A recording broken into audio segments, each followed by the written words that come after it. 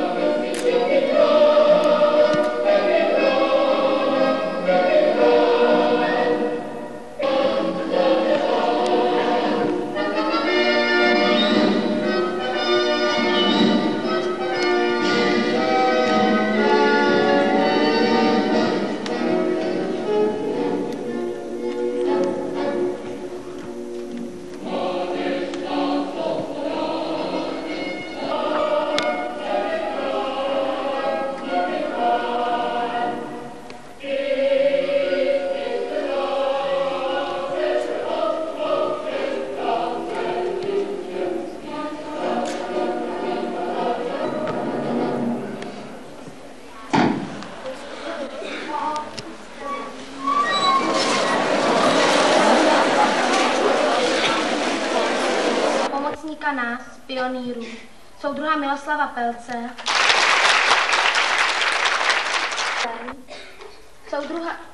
soudruha Béma za svaz protifašistických bojovníků,